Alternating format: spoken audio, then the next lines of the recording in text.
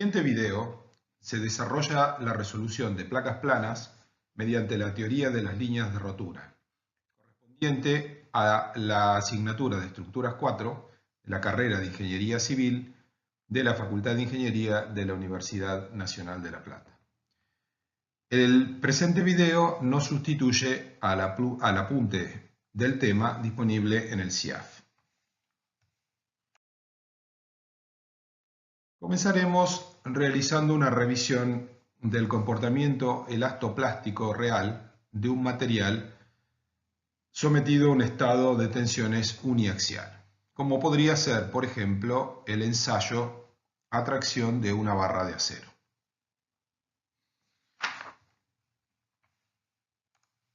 Si se toma un material como el mencionado y se parte de un estado tensional nulo, graficando tensiones en el eje de ordenadas y deformaciones específicas en el eje de abscisas, es posible representar el incremento de la carga a partir del punto en el cual no existe ningún estado tensional en el elemento y un incremento progresivo de esta tensión unidimensional. Por ejemplo, hasta llegar al punto B, siguiendo este camino o trayectoria de tensiones en relación a las deformaciones. Si a partir del punto B se produce un camino inverso de descarga, se observará que el mismo transcurre desde el punto B hasta el punto A en dirección inversa al de las cargas, es decir, al de incremento de tensiones, recorriendo un camino sobre la misma recta que une al punto A con el punto B. Eso es lo que se denomina la fase elástica del proceso de carga del material. Se lo denomina elástico porque al producir un camino de carga desde A hacia B y un camino de descarga, se retorna al mismo punto de partida. Eso significa que las deformaciones producidas durante la carga se recuperan totalmente y eso significa que existe conservación de la energía.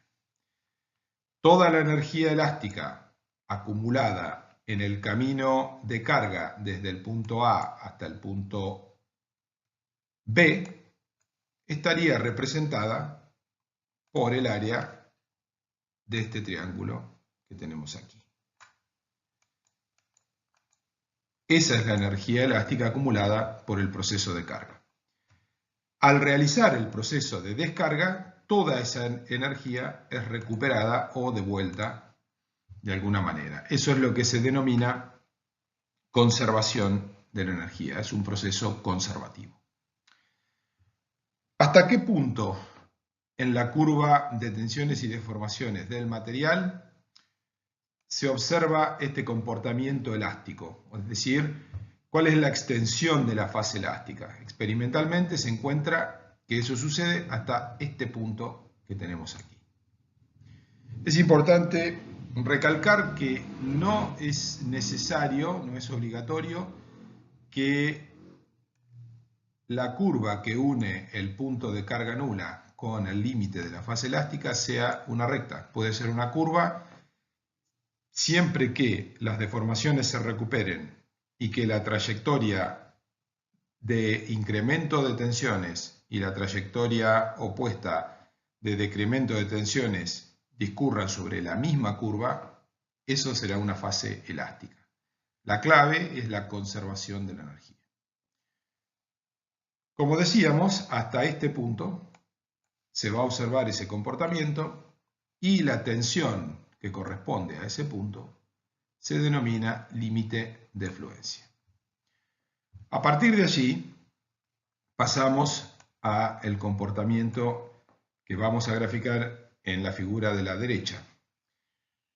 Partiendo, como habíamos hecho anteriormente, del punto de carga nula A, se va a producir un incremento de tensiones, se va a llegar al punto del límite elástico que habíamos señalado anteriormente y se seguirá recorriendo la curva con esta otra trayectoria, hasta llegar a un punto cualquiera C en el cual se detiene el incremento de tensiones para un valor que podría ser arbitrario. Cuando se produce la descarga a partir del punto C, la misma no genera un camino inverso, sino que se produce a través de esta recta, que es sensiblemente paralela a la de la fase elástica. El punto final en el cual las tensiones son nulas corresponde a D y corresponde a un valor de deformación no nulo. ¿Qué sucede desde el punto de vista energético? Durante el camino de carga desde A hasta C, la energía acumulada está dada por el área bajo la curva, es decir, por toda esta zona rayada con celeste. Cuando se produce el camino de descarga, se devuelve parte de la energía. La energía que se devuelve es esta que está aquí. Y queda una cantidad de energía, que es esta, que se ha perdido, no se ha perdido, sino que se ha transformado y se ha disipado, ha pasado a otra forma de energía, en general calor. De esa manera, un material real tiene lo que llamamos un comportamiento elastoplástico. Por supuesto que si el nivel tensional del material durante su comportamiento para cargas normales en una estructura determinada se mantiene siempre por debajo de este límite que habíamos llamado límite elástico, a partir del cual se verifica el comportamiento plástico, podremos representarlo a través de una relación constitutiva de tipo lineal elástica, o no necesariamente lineal, pero sí elástica. Cuando necesitamos, o cuando por requerimientos del diseño de la estructura, se prevé que se va a superar ese nivel de tensión de fluencia, entonces es necesario tener en cuenta que la relación constitutiva es de tipo elastoplástica. Y ocurren estos fenómenos de disipación de energía o de conversión de energía de elástica, de potencial elástica, a otros tipos, principalmente calor y eventualmente sonido.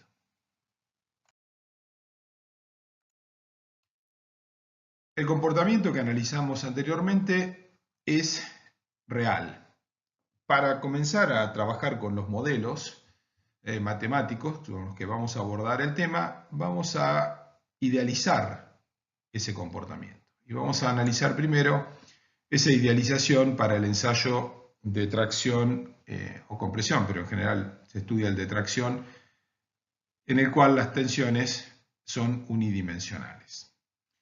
Entonces, la curva que habíamos visto en la figura anterior, que describía un comportamiento elastoplástico, vamos a simplificarla y hacerla bilineal. Entonces, vamos a tener el punto de partida de tensiones nulas, el punto de plastificación a partir del cual para tensiones o deformaciones menores se tiene comportamiento elástico y para deformaciones mayores se tiene comportamiento plástico, y toda la rama plástica la idealizaremos en una recta horizontal. Entonces, si llegamos hasta un punto en el cual el material rompe, tendremos la deformación última, real última, en términos de que el material rompe en ese punto. Y por ejemplo, si estamos hablando de un acero suficientemente dúctil, un acero de construcción, veremos que el límite de proporcionalidad epsilon i para el cual se produce la plastificación, el inicio de la rama plástica, es del orden del 0,2%, mientras que la deformación específica última, en la cual el material rompe es del 12%. Es decir, que este escalón de plastificación es muchísimo más grande que este pequeño escalón de deformación elástica. Este gráfico no está dibujado a escala, sino que es muchísimo más chico. Para los valores que tenemos ahí es del orden de 60 veces mayor este rango de deformación plástica respecto al rango de deformación elástica. Es importante mencionar que el cociente entre epsilon último y este valor epsilon último y epsilon de fluencia es lo que se denomina normalmente ductilidad. Y es un parámetro, se lo suele denominar, como vimos en el caso del análisis sísmico, con una letra que puede ser mu o sencillamente ductilidad. Y es un parámetro de enorme importancia para el análisis elastoplástico de estructuras.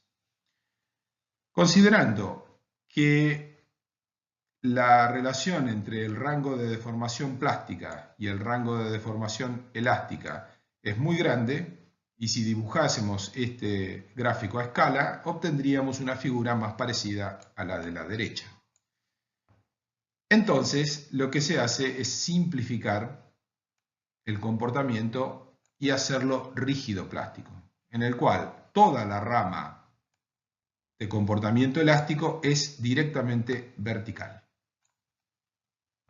Y entonces lo que se asume es que la trayectoria de tensiones desde carga nula hasta tensión de plastificación se hace sin deformaciones, es decir, con un comportamiento rígido, porque no tiene deformaciones.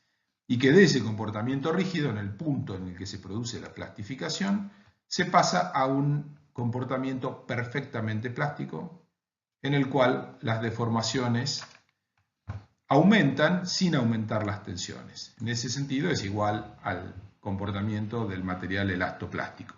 Lo que se hace es sencillamente suponer que las deformaciones elásticas son nulas. En realidad lo que se está representando es el hecho de que son despreciables respecto a las deformaciones plásticas, por aquello que habíamos mencionado de que 12% es mucho mayor que 0,2%.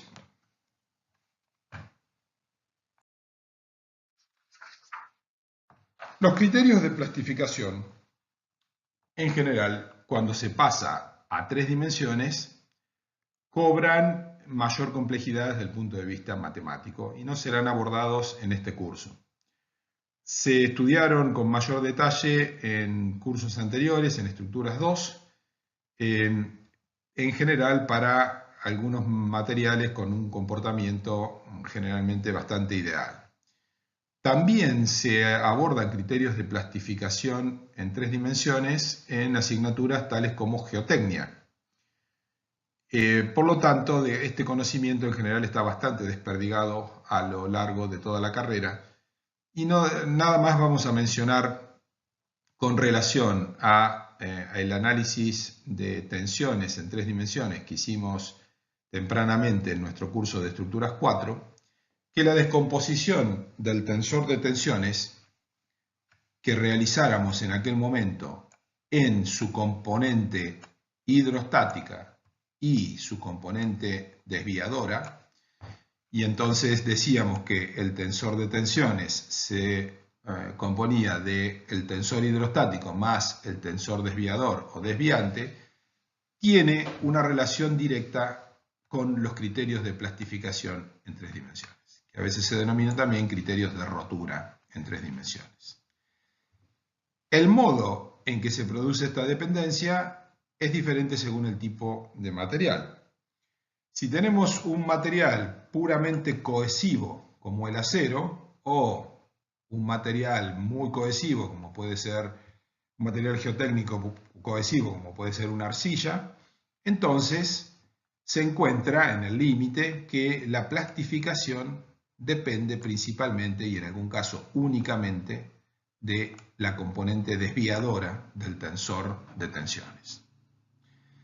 En el caso del acero, eso se expresa en el hecho de que la tensión de fluencia no varía considerablemente con la presión hidrostática. Es decir, un ensayo de una barra de acero sometida a tensión uniaxial, como se hace normalmente, con presión atmosférica en las otras dos direcciones, produce una tensión de fluencia que es básicamente la misma que si se pusiera la misma probeta en una cámara triaxial y se la sometiera a una tensión hidrostática en las otras dos direcciones, como un suelo.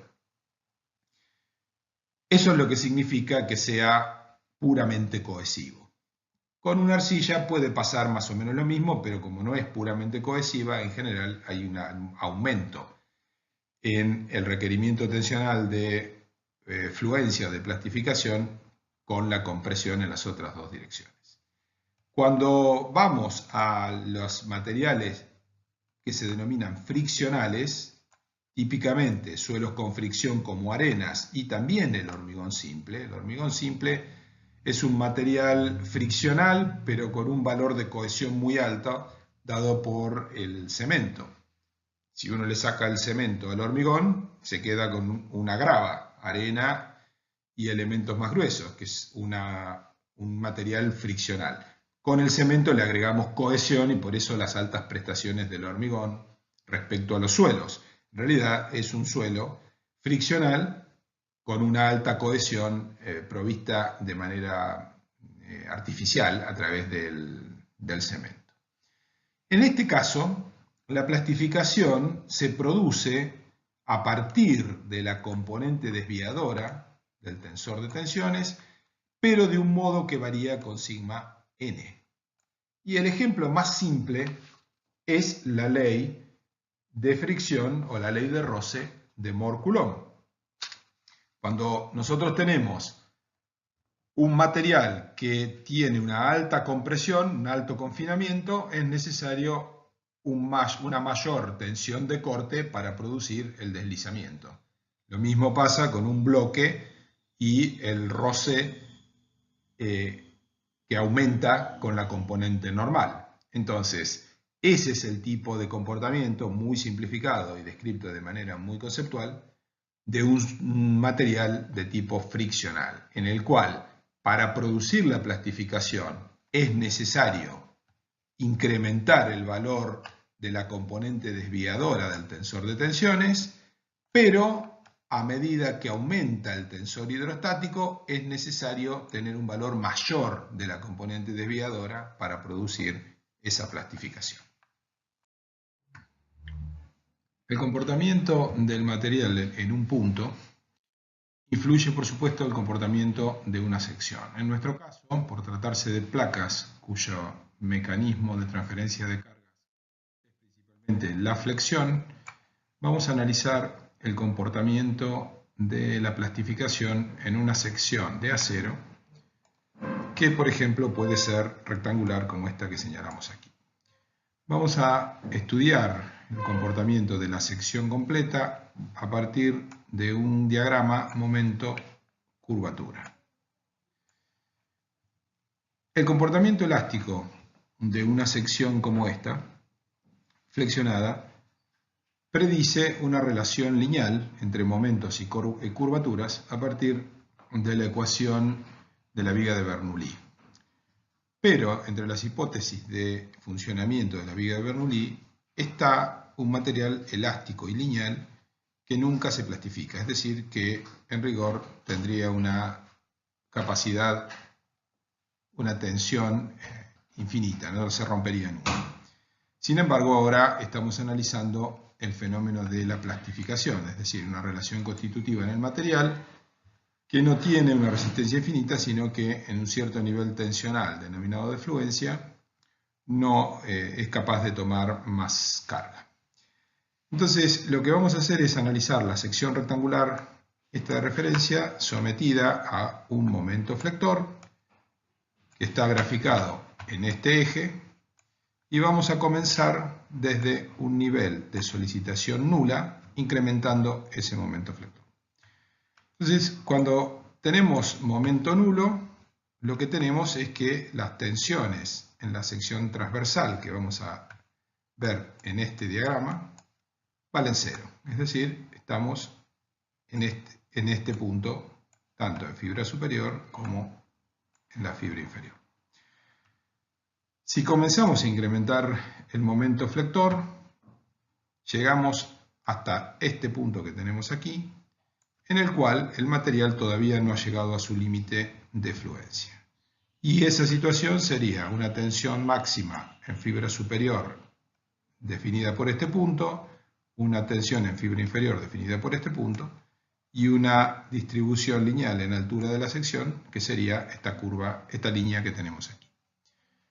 Si seguimos incrementando el momento flector, llegaremos a este otro punto que tenemos aquí, en el cual la situación ya es particular, porque en la fibra superior y en la fibra inferior se llega a la tensión de plastificación que está dada por este valor de tensión. Eso es esta tensión de plastificación o FI. Entonces, nos encontramos con que la sección en realidad presenta plastificación en 2 fibras solamente. Por lo tanto, la respuesta en este punto es todavía lineal, pero está a punto de convertirse en no lineal. Eso sucede en el mismo momento en que generamos un incremento del momento y llegamos a este punto que tenemos aquí. En este punto estamos con esta distribución de tensiones, que ya no es una recta, sino que son 2 trapecios. ¿Por qué? Porque toda esta profundidad de fibras superiores y toda esta profundidad de fibras inferiores se encuentra plastificada, pero no toda la sección se encuentra plastificada. Si seguimos incrementando el momento, vamos a llegar hasta este punto, que corresponde al momento de plastificación. El momento de plastificación se verifica, dijimos entonces, para este punto, cuando la totalidad de las fibras están plastificadas. Entonces, los diagramas de tensiones son 2 bloques rectangulares y nos encontramos con que toda la mitad superior de la sección está plastificada en compresión y toda la mitad inferior de la sección está plastificada en tracción. Claramente, en ese momento no se puede obtener mayor tensión en ninguna de las fibras de la sección. Todo este bloque rectangular superior tiene una resultante. El bloque de compresiones, obviamente, el bloque rectangular inferior tiene una resultante de tracciones. Y esas 2 fuerzas, que son claramente iguales, porque responden a 2 bloques de igual dimensión con la misma tensión de fluencia, solamente que el superior tiene compresión y el inferior tiene tracción. Cuando esas 2 fuerzas iguales las multiplicamos por el brazo interno que resulta, obtenemos el momento de plastificación, que es el máximo momento que puede equilibrar esa sección totalmente plastificada.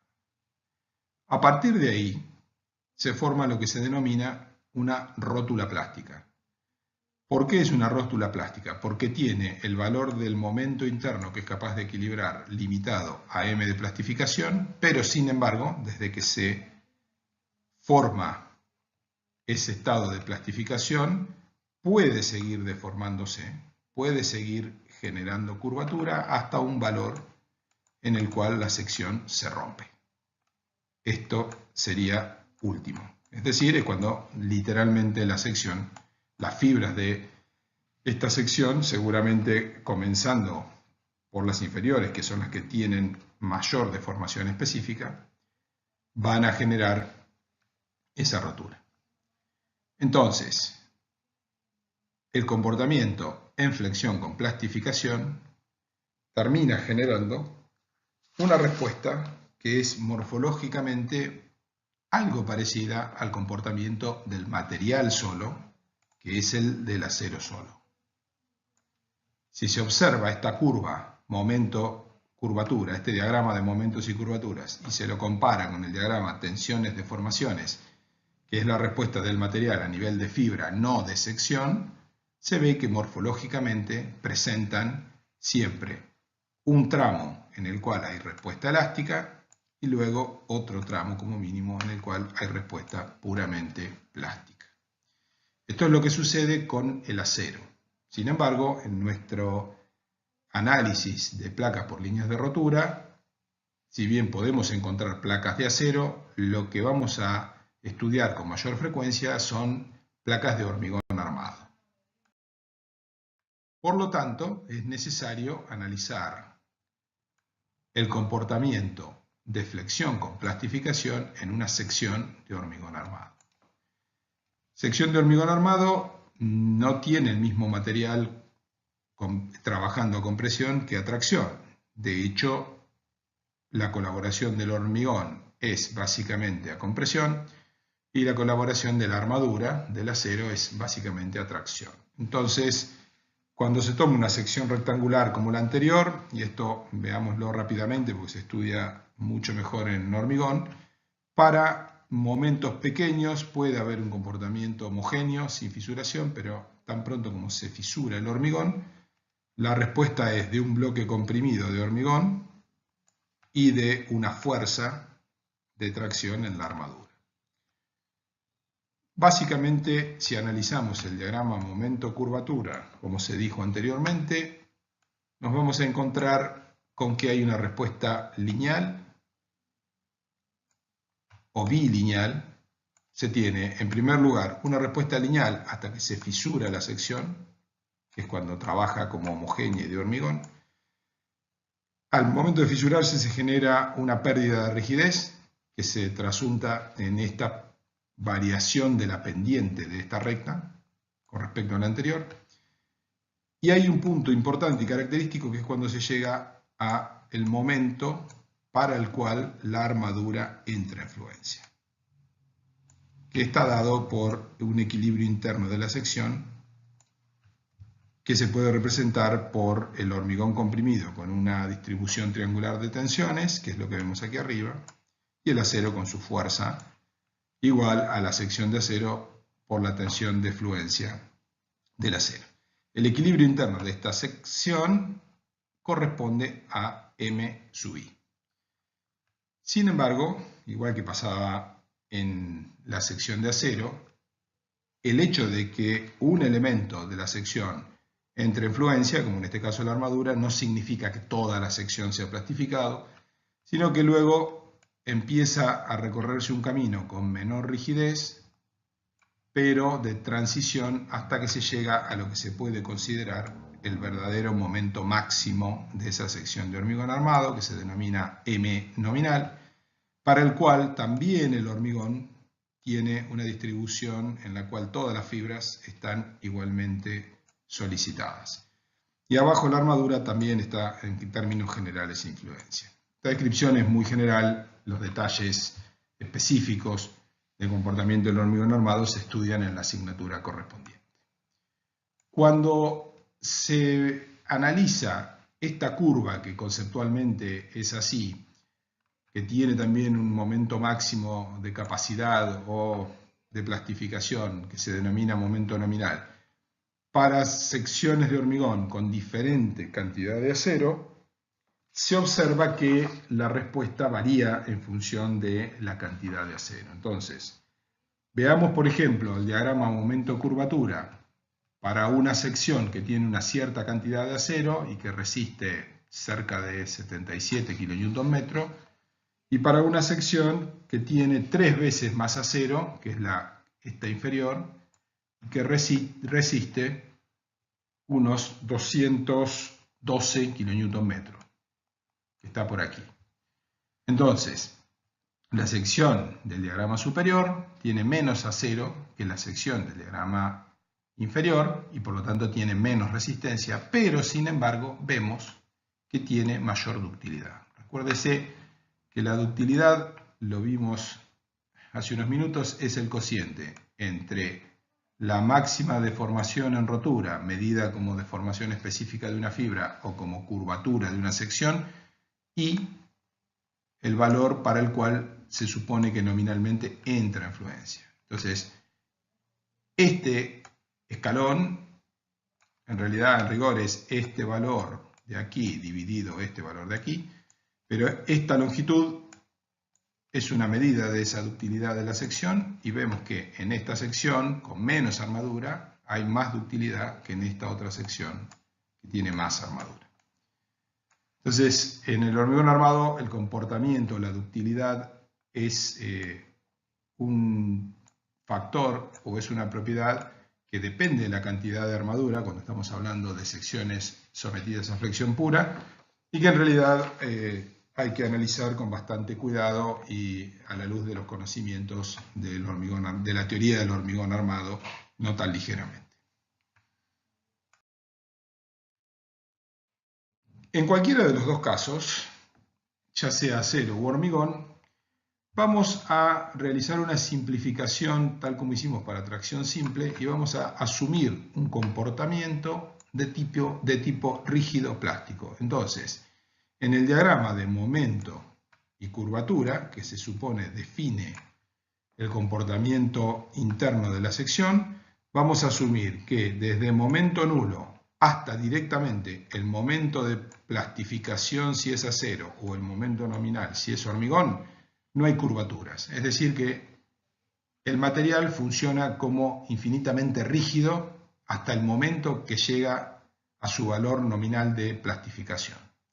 Y a partir de ahí tiene un comportamiento perfectamente plástico. Perfectamente plástico significa que se deforma, es decir, aumenta su curvatura sin aumentar su capacidad, pero también sin disminuir, porque es dúctil, entonces tampoco disminuye la capacidad a flexión, hasta que llega a un punto en el que directamente se rompe, es decir, la curvatura última. En este punto se produce la rotura de la sección y además está decir que no tenemos que llegar ni siquiera a acercarnos a ese punto. Nosotros tenemos que tratar de que nuestro material se maneje dentro de este sector, pero sin acercarse demasiado al de rotura.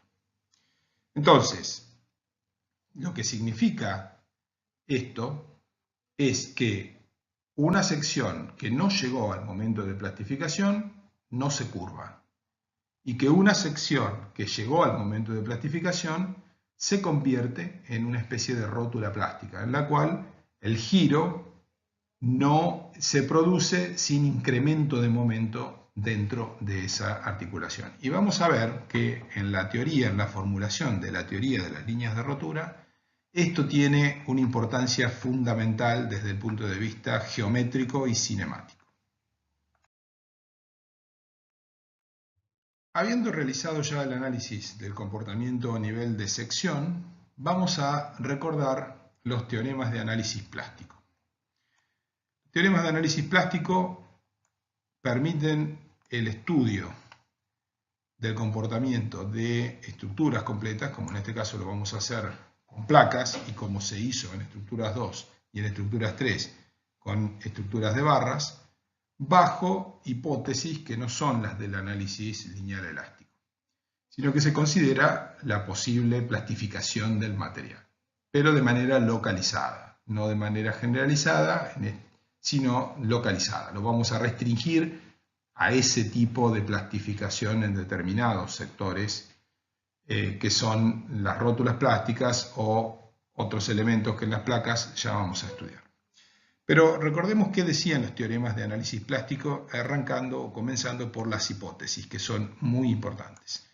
La primera hipótesis es que las cargas externas se incrementan proporcionalmente todas al mismo tiempo. Esta es una hipótesis muy importante, porque significa que independientemente de que las cargas no tengan el mismo origen, nosotros podemos tener dos cargas originadas en acciones diferentes que son independientes.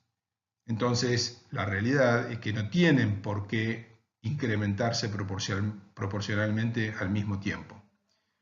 Cuando una tiene el 50%, desde el punto de vista estadístico, probabilístico, la otra podría tener el 0%. Sin embargo, al analizar esto desde el punto de vista de la teoría del análisis plástico, nosotros sí vamos a suponer que están unidas de manera tal que todas las cargas tienen el mismo porcentaje de su valor total en un mismo momento. Entonces, lo cual incluye el peso propio, lo cual es un poco paradójico, pero desde el punto de vista de la teoría lo vamos a suponer así. Entonces, vamos a suponer que o bien todas las cargas tienen el 10% de su valor, o todas el 20%, o todas el 50%, o todas el 100%, que es como normalmente lo vamos a analizar. Y esa es una hipótesis importante porque tiene que ver con la formación de los mecanismos de plastificación interna de la estructura. La segunda hipótesis es que el comportamiento del material es rígido plástico, que es la hipótesis o el diagrama que vimos en la filmina anterior. Es decir, estamos suponiendo que el material de la estructura que no se ha plastificado no presenta deformaciones. Directamente eso es lo que significa esta hipótesis. La tercera hipótesis es que las deformaciones son pequeñas. El hecho de que el material se plastifique no implica que tenga necesariamente que tener grandes deformaciones. Comentaba anteriormente que una sección entre el punto de plastificación y la rotura, como rotura física de separación en dos partes del material, hay una enorme distancia, que es lo que se denomina en general ductilidad. Lo que queremos decir con las deformaciones son pequeñas es que en general nos vamos a mantener aún en los sectores donde se ha producido plastificación, no muy lejos de ese límite de plastificación. Y lo más importante de todo es que esto va a conducir al hecho de que los desplazamientos de la estructura plastificada van a ser pequeños con respecto a sus dimensiones originales y por lo tanto, y esto es fundamental, se va a poder plantear el equilibrio de la sección deformada con la misma geometría que tiene la estructura y las secciones no deformadas, lo cual es una hipótesis básica del análisis estructural que permite una gran cantidad de simplificaciones que facilitan los cálculos. Además está decir que se podría suponer que no son pequeñas, pero para el caso de las placas estudiadas o analizadas por el método de líneas de rotura, esta hipótesis de que las deformaciones son pequeñas es absolutamente válida. Una vez que se asumen estas hipótesis, se pueden enunciar y demostrar, nosotros no lo vamos a hacer, dos teoremas del cálculo plástico. Hay un primer teorema del cálculo plástico que es el del límite inferior, vamos a llamarlo TLI o teorema estático, y otro que es el teorema del límite superior, que vamos a llamar TLS o teorema cinemático. El hecho de llamar límite superior o límite inferior no es una cuestión ociosa e inmediatamente vamos a ver que tiene que ver, que está relacionado con el modo en que aborda cada uno de los dos la carga de rotura de la estructura. Empecemos por el teorema del límite inferior o teorema estático. Este teorema, entonces, del límite inferior o teorema estático, dice que cuando nosotros tratamos de predecir la carga última de una estructura, ese es el objetivo, o sea, lo que estamos tratando de hacer, predecir la carga última de una estructura. Este teorema vale tanto para placas como para cualquier otro tipo de estructura, es general. En nuestro caso particular vamos a estar tratando de predecir la carga última de una placa plana, pero sirve para otro tipo de estructuras. Entonces, si calculamos esa carga última a partir de una distribución de esfuerzos internos adoptada, esto es muy importante, pero que cumpla con la condición de equilibrio interno y con la carga externa aplicada, y que además en ningún punto de la estructura se supere el límite elástico, Y repasemos un poco estas dos condiciones. En realidad son condiciones que, digamos, se cumplen desde el punto de vista de la física, de los principios de la física. Debemos cumplir la condición de equilibrio interno y con la carga aplicada, porque de lo contrario no estaríamos cumpliendo la segunda ley de Newton. Y por lo tanto, cualquier teoría que derivemos sin cumplir una condición tan básica como es el equilibrio, que es una ley física fundamental, no podría tener validez. La segunda es no superar en ningún punto de la estructura el límite plástico. Es bastante obvio también porque si el material tiene comportamiento plástico, su misma curva de tensiones y deformaciones o de momento curvatura no permite que se supere ese límite plástico, porque es lo que acabamos de ver. No hay forma de seguir hacia arriba en la curva de resistencia, sino que dobla y se pone horizontal, de manera tal de que nunca puede superar el límite de plastificación. Entonces, si nosotros hacemos un cálculo con estas dos condiciones, planteamos el equilibrio interno, cualquiera, y no superamos el límite plástico, entonces esa carga de rotura calculada de esa manera es menor o igual que la verdadera carga de colapso. El hecho de que sea menor es lo que le da el nombre de teorema de límite inferior. Eso tiene una consecuencia importante. Si nosotros estamos pensando o comenzamos a pensar en la seguridad de la estructura, este es un método seguro. ¿Por qué? Porque hablando, dicho coloquialmente, siempre predice que la estructura resiste menos de lo que realmente resiste. O sea, al darnos un valor menor o igual que la verdadera carga de colapso, nunca nos va a poner del lado de la inseguridad de aplicarle a la estructura una carga mayor que la que verdaderamente va a provocar su colapso. Siempre nos va a parar en un valor inferior. Obsérvese que en una placa, para estar en equilibrio con la carga externa, solamente se debe verificar la ecuación diferencial de equilibrio interno, que se ha estudiado hace unas pocas clases en el caso del análisis de placas planas, pero con comportamiento elástico. Vale la pena detenerse un poco en esta situación. Esta es una teoría que no es la teoría de Lagrange de placas planas con comportamiento elástico. Es otra teoría en la cual el material tiene un comportamiento plástico. Entonces, la ecuación diferencial de Lagrange que obtuvimos en las clases anteriores no es válida en esta situación.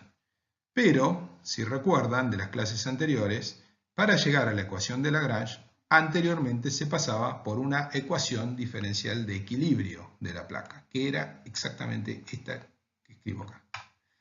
La ecuación diferencial de equilibrio, por ser de equilibrio y por estar representando, como comenté anteriormente, la segunda ley de Newton, sí es válida en cualquiera de los casos, porque se tiene que cumplir siempre.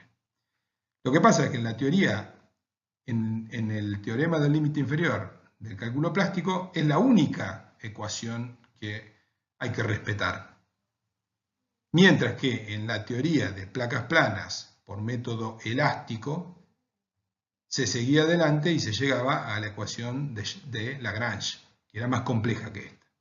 Bien, entonces, dicho esto, nos damos cuenta de que hay una gran cantidad de funciones que cumplen con esta ecuación diferencial. ¿Por qué? Porque nosotros tenemos una ecuación diferencial, una sola ecuación diferencial a cumplir, y tenemos tres funciones. ¿Cuáles son las tres funciones? El momento en la dirección X, el momento en la dirección Y y el momento en la dirección XY. Aquí hay un error. Esta derivada segunda del momento XY es respecto de X y respecto de Y, la derivada cruzada. El momento torsor se deriva respecto de X y respecto de Y. Bien, entonces si nosotros tenemos una sola ecuación diferencial y tres funciones, para encontrar la cantidad de soluciones son infinitas, porque tenemos tres incógnitas, que son las funciones mx, mi y mxy, y una sola ecuación para cumplir, y por lo tanto tenemos infinitas soluciones posibles. Y Y esas infinitas soluciones posibles son las que se ubican todas por debajo de la verdadera carga de colapso. Por supuesto, habrá algunas que están más cerca y son mejores que otras, pero todas van a estar por debajo de la verdadera carga de colapso, asumiendo que cumplen con la otra condición, y es que en ningún punto se supere el, en este caso, momento de plastificación del material.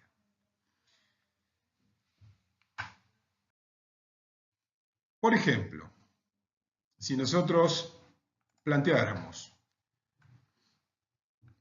que mxy es igual a 0, es decir, ya de las tres funciones, nosotros dijimos anteriormente, tenemos tres funciones para encontrar y una sola ecuación. Entonces vamos a tener que inventar o asumir algunas cosas. Entonces comenzamos asumiendo que el momento torsor vale 0. Y de ahí va a salir una de las infinitas soluciones. Entonces nos queda una ecuación diferencial más simple, ¿sí? En la que todavía tenemos dos incógnitas, que son las funciones mx y mi, es decir, que todavía tenemos que hacer otra suposición.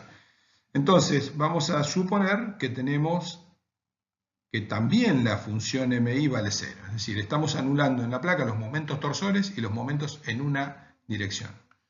Supongamos que la geometría de la placa es un cuadrado de lado L y adoptamos mx igual a esta función, la cual cumple con esta ecuación diferencial, a la cual le va a quedar solamente esta parte, porque mi también dijimos que vale 0, solamente nos va a quedar que la derivada segunda de mx respecto de x cuadrado es igual a menos q, que es la carga externa. Entonces, ahora sí, como tenemos una sola ecuación, podemos ver si esta propuesta de una sola función y una sola ecuación, vamos a ver si esta función lo cumple, y haciendo la derivando dos veces respecto de x, nos damos cuenta de que efectivamente lo cumple, porque es una parábola de segundo grado. Al derivarla dos veces queda una constante, porque la carga q es una constante. Eso lo pueden hacer y van a ver que se llega a esta solución, que la carga de rotura es igual a 8 veces un valor m0, que es el momento máximo en el centro de la placa, en el cual suponemos que se llega a la plastificación, dividido L cuadrado. Hay que ver que, por ejemplo, no tiene nada que ver con esta teoría, pero la solución elástica, que es una de las que cumple con el teorema del límite inferior, eso hay que decirlo, porque la solución elástica cumple con la ecuación diferencial de equilibrio interno y además cumple con otras condiciones de compatibilidad de deformaciones y demás que tiene que ver con otra teoría, pero cumple la ecuación diferencial de equilibrio interno y por lo tanto es una de las infinitas soluciones del teorema del límite inferior. La solución elástica nos daría que Q sub U vale 13,1 m0 sobre L cuadrado, es decir, nos da un valor un poco mayor, pero diferente a este que tenemos acá. Y de esa manera, si nosotros elegimos diferentes funciones, podemos ir obteniendo diferentes soluciones. Y todas esas cargas, esas soluciones, van a ser siempre inferiores a la verdadera carga de colapso de la placa. Vayamos ahora a otro análisis, que es el otro teorema del análisis plástico, que es el teorema del límite superior, o teorema cinemático, conocido también como teorema cinemático. Entonces, lo que se pone como condición en este caso es que la carga externa debe calcularse a partir de un mecanismo cinemático, adoptado con la única condición de que sea compatible con los vínculos. Sencillamente eso.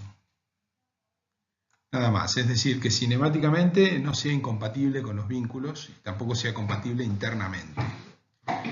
Y la segunda condición es que tiene que estar en equilibrio con la carga aplicada, lo cual, volvemos a lo mismo, es una condición que siempre hay que verificar porque es la segunda ley de Newton, es una ley de la física básica, entonces siempre lo tenemos que verificar. Y además, necesariamente es parte del planteo. Entonces, una carga última obtenida de esa manera es siempre mayor o igual que la verdadera carga de colapso. Obsérvese que si este método, este teorema, la aplicación del teorema del límite superior, siempre da una carga que es mayor que la verdadera carga de colapso, en realidad es un método inseguro. Y sin embargo, por otras razones y por otras ventajas, este es el teorema del análisis plástico que vamos a utilizar para el caso de las placas por línea de rotura. Y después vamos a ver cómo lidiamos con el hecho de que siempre nos da una carga que es mayor o igual que la verdadera carga de colapso. Eso lo podemos resolver. Tiene más ventajas utilizar este teorema por cuestiones operativas que tener que lidiar con el hecho de que nos da una solución insegura, lo cual tiene soluciones y hay muchas maneras de evitar que nos ponga del lado inseguro de una forma demasiado peligrosa. Existe un tercer teorema que se denomina teorema de unicidad, el cual es más que nada una cuestión teórica. El teorema de unicidad nos dice que cuando nosotros calculamos la carga externa a partir de un mecanismo cinemático compatible con los vínculos,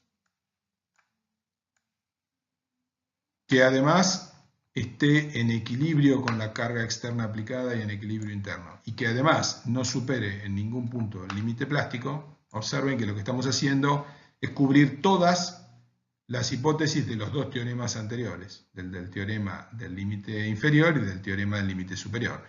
Entonces, si nosotros aplicamos las condiciones de los otros dos teoremas, sabiendo que uno nos daba siempre una carga menor o igual que la verdadera de colapso y el otro nos daba siempre una carga mayor o igual que la verdadera de colapso, cuando juntamos las condiciones de los dos, la única solución que podemos obtener es exactamente la verdadera carga de colapso, porque el único valor en el cual se tocan los dos teoremas anteriores es en la verdadera carga de colapso.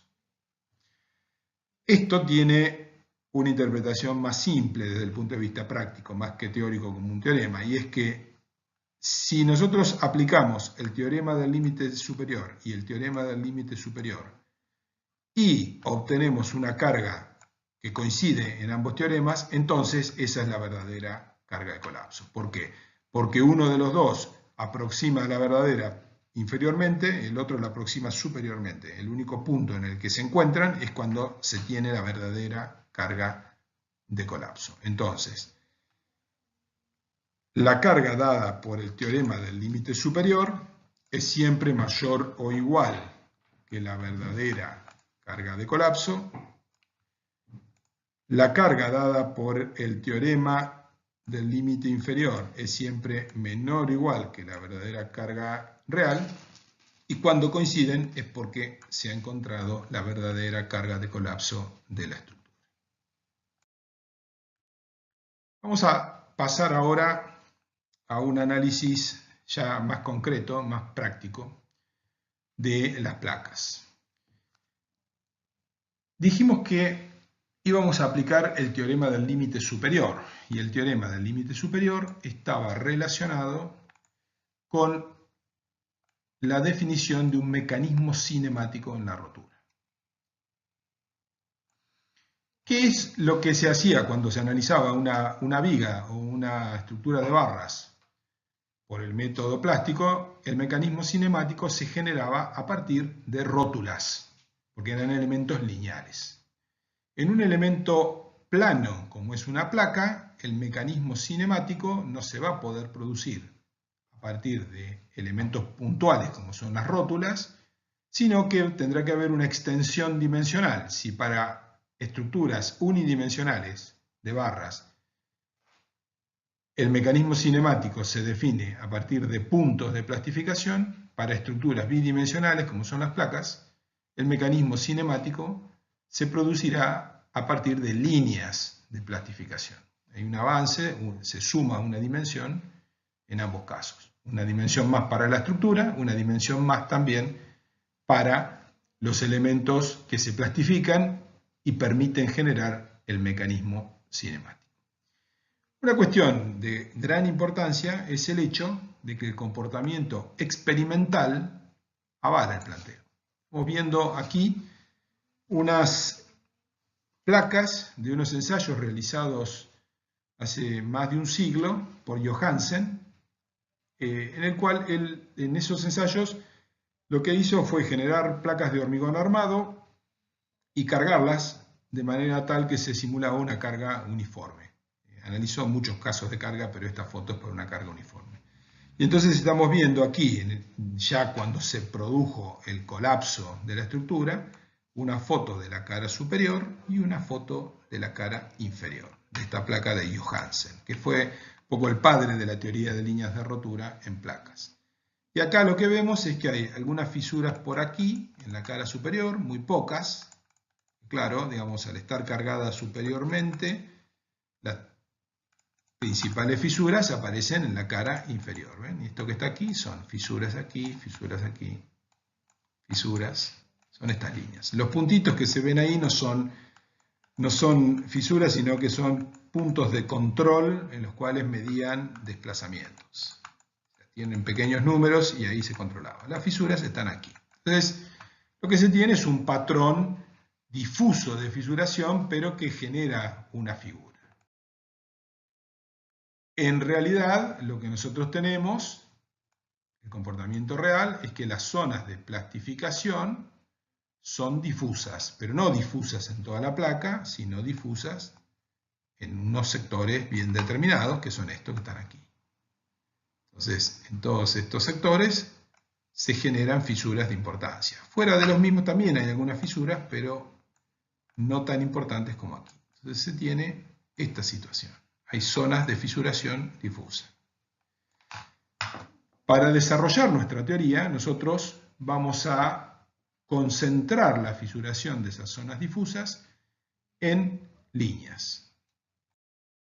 Entonces, lo que vamos a asumir, a partir de una hipótesis de comportamiento ideal que está relacionada con el diagrama de momento curvatura rígido plástico que analizamos anteriormente, vamos a suponer que las zonas de plastificación son líneas.